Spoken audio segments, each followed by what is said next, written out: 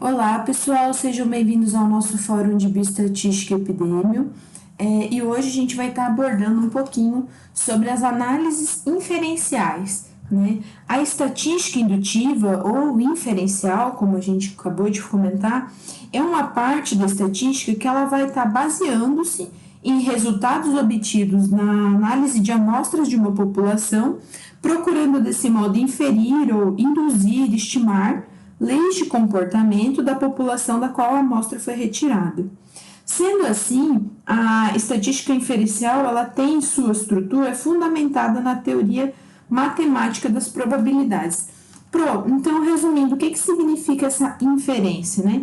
Inferência é um processo pelo qual tiram-se conclusões, ou seja, os pesquisadores tiram generalizações de uma população por meio, né, usando informações de uma amostra, de uma pequena amostragem. Isso quer dizer o quê? Que a gente tem aí uma população, dentro dessa população a gente tem uma amostra, a gente vai avaliar os dados dessa amostra e vai conseguir inferir que esses resultados são característicos dessa população inteira, tá? Não só dessa amostragem. Então, quer dizer o quê? A inferência ela vai estar ajudando a concluir sobre conjuntos maiores, a população, a partir de uma amostra menor, aqui que a gente acabou de ver. Então, para isso, a gente vai estar utilizando dos testes de hipóteses, né? Eles surgiram inicialmente por um matemático para tentar descrever as órbitas distribuídas pelos planetas, tá? Critério de curiosidade. A análise inferencial, então, ela é um método que torna possível a estimativa de uma característica da população com base somente em resultados da amostra, ok? Ficou claro? Então, eu tenho uma população. Dessa minha população, eu tenho um subconjunto, eu tenho uma amostragem, um conjunto menor, que eu vou conseguir fazer a avaliação das características das variáveis e depois inferir, dizendo que todo mundo dessa população tem ou não, né? Dependendo do teste de hipóteses, essa característica em comum. Mas como que eu vou fazer isso, Pro? Como que eu vou fazer afirmações sobre as características de uma população a partir de uma amostra? Por meio da estimação e os testes de hipótese. Então, os testes de hipótese é quando o investigador vai confrontar valores de uma amostra com os valores teóricos de uma curva que a gente chama de normal, né? Também chamada de curva de Gauss. Disse que procede a um teste de hipóteses, ok? Então, observando essa tabela aqui, a gente tem a distribuição de 300 pessoas que foram classificadas segundo o sexo e o tabagismo. Essa tabela, ela é totalmente intuitiva, a gente não consegue afirmar nada. Por quê? Porque a gente só consegue ver a distribuição, que tem uma distribuição maior de fumantes, aqui pela porcentagem, aqui seria o N bruto, né? O número bruto dessa coleta, uma porcentagem maior de homens fumantes do que de mulheres. Mas isso é significativo para todas as populações ou só para essa distribuição de 300 pessoas? Né? A gente não tem como afirmar isso. A mesma coisa que dos não fumantes. A gente consegue ver que há um número maior, né? Consequentemente, se a gente tem um número maior de fumantes homens, a gente tem um número maior de não fumantes mulheres, né? Mas isso é representativo ou não? Para isso, a gente vai trabalhar com testes de hipótese. A primeira hipótese que a gente fala é a hipótese de trabalho ou hipótese nula, que a gente também chama de H0, né? O que ela representa? Que as diferenças observadas nos dados não são casuais. Isso queria dizer o quê? Naquela tabela anterior, em que a gente falou de sexo e tabagismo, que a proporção de homens fumantes é igual à proporção de mulheres fumantes na população em estudo, ou seja, que não tem diferenças significativas. A hipótese de trabalho ou hipótese nula chama-se também de hipótese conservadora. O que ela diz? Na verdade, ela diz que nunca acontece nada, né? Que mantém-se igual as minhas variáveis que eu estou avaliando, né? Já a minha hipótese alternativa, né, também chamada de H1, ela geralmente é o que o pesquisador quer testar, ou seja, ela é está relacionada ao nosso problema de pesquisa, minha hipótese de pesquisa. Então, seria o que naquele exemplo ali, naquela tabelinha de homens e mulheres fumantes? Que a proporção de homens fumantes é diferente da proporção de mulheres fumantes na população estudo. Então, fazendo uma análise detalhada, a minha hipótese alternativa diz que existe diferença entre homens e mulheres fumantes. A hipótese alternativa está relacionada ao meu problema de pesquisa, sendo que uma hipótese pode ser comprovada ou refutada. Professora, e se eu refutar a minha hipótese? Não importa. Pensem que tudo é uma evidência, tudo é um grau de novos, uma possibilidade de gerar novos estudos, né? de se trabalhar novas pesquisas. Então, ela sendo ou não aceita, né? Aceitada, comprovada ou refutada, não deixa de ser uma análise dos dados. Para isso, para a gente conseguir constatar isso, né? Para a gente conseguir comprovar ou refutar uma hipótese, a gente tem que verificar nas nossas tabelas o valor do P, né? A gente também chama de P-valor.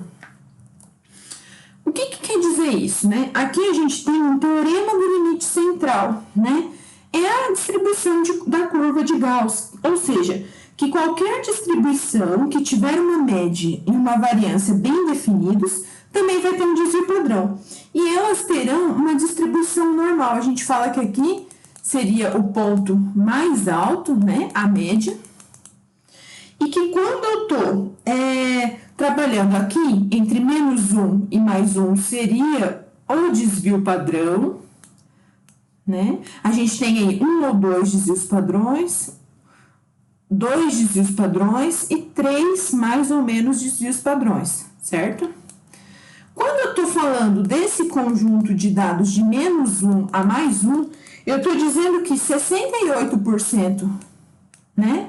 68% dos casos estão aqui nesse espaço. Então, eu aceito a minha hipótese zero, né? Eu estou dizendo que não existe diferença entre homens e mulheres e o tabagismo. Quanto que dá esse P-valor para mim conseguir comprovar ou não isso? Ele vai dar maior ou igual a 0,05, né? Quando eu tenho mais ou menos 2 desvios padrões, eu já represento 95% do meu grau de confiança. Lembra que a gente viu o grau de confiança lá nas medidas de dispersão? Então, isso aqui já representa uma grande quantidade da minha amostra, né? Então, se o meu P-valor der maior que 0,05, eu vou aceitar H0, dizer que entre homens e mulheres não tem diferença em relação ao hábito de tabagismo. Tudo bem? Então, quando o meu P é igual a 0,01, eu vou estar rejeitando a minha hipótese zero, ou seja, eu vou estar aceitando a minha hipótese H1, aquilo que eu estava estudando, que a proporção de homens fumantes é diferente da proporção de mulheres fumantes na população em estudo.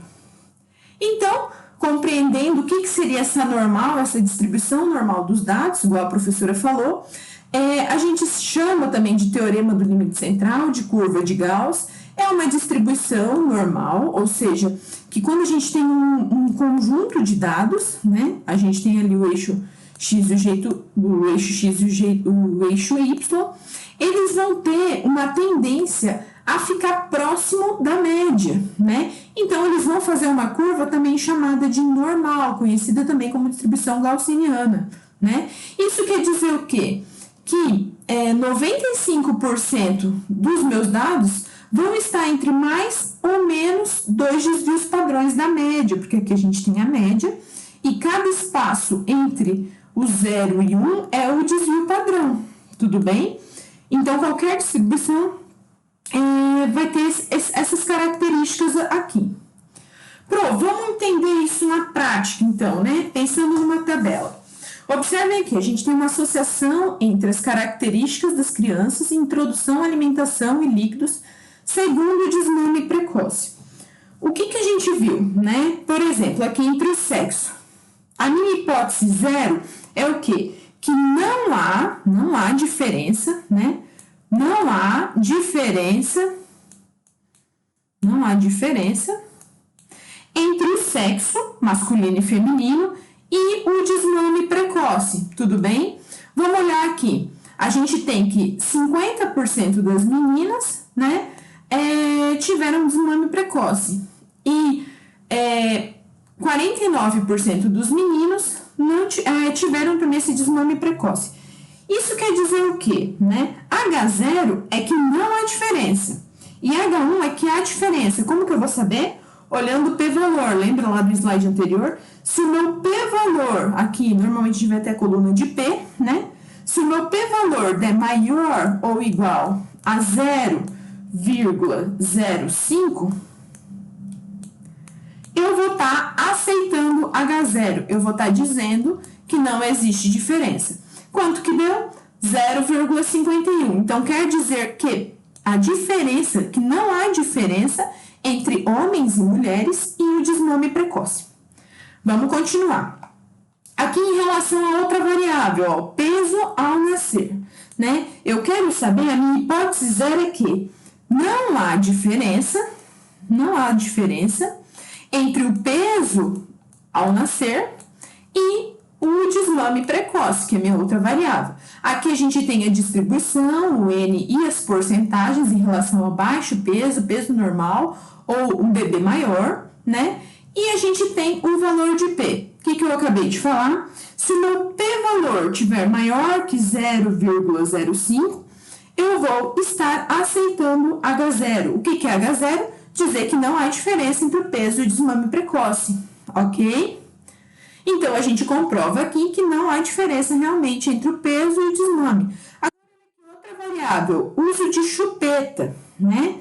Sim ou não? Será que a minha H0 vai ser o quê?